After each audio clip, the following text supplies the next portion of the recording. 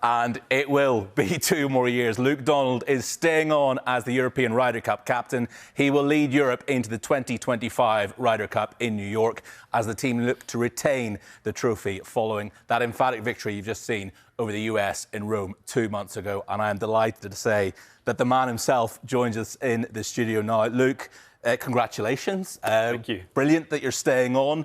The first question, I suppose, is, was it an easy decision, difficult decision? How long did you have to weigh it up for? Well, looking at those pictures and videos again, I think you can tell why I did this. But this is a great opportunity. Not often in life you have this opportunity to do something great like this. And it was the moments we had in Rome were incredible. We created such an amazing team chemistry, a great culture.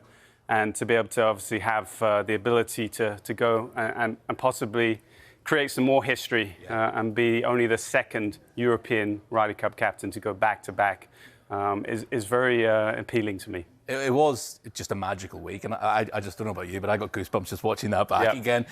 What is the motivation behind doing it? Because it takes up a huge part of your life. Yeah, it's a big role. It is a full-time job. There's a lot of preparation that goes into it. But again, I've never really shied away from great challenges, and this is an amazing opportunity, amazing challenge. It's obviously going to be a lot more difficult to win away, and again, I've got 22 months to prepare and try and get the team ready to try and retain that cup in New York. We saw Shane leading the 2 more years chant there, on that podium, the first tee in Rome, and I spoke to a few of the players the week after and was blown away by just how all of them had so many lovely things to say about you. That love that you had from the players and from your other vice captains as well, how nice is that to have?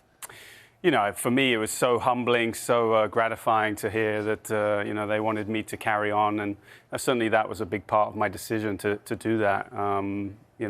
Again, as you said, we created some special moments, some special memories that week. And, to have their backing, meant the world to me. And to be honest, when I was lifting that trophy on Sunday and hearing the guys, really the support they had for me, even back then, I thought I can't let the lads down, and maybe I have to do this again.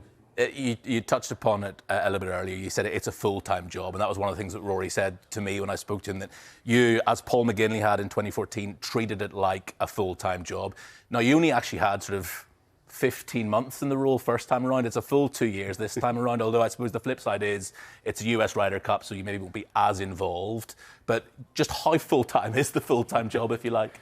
My mind has already started ticking away, trying to figure out ways we can give the team, a great opportunity.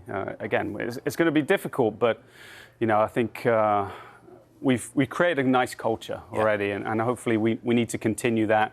There'll be different approaches because there'll be different challenges in New York, and certainly those are the thoughts that are starting to tick around in my head already. So I'm excited.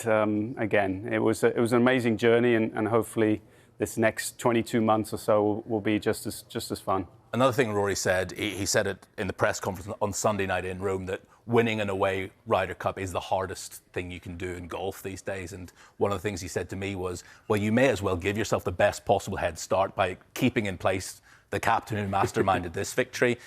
Would you go along with that? And from that point of view, did you almost feel a bit of an obligation, I suppose, to stay on?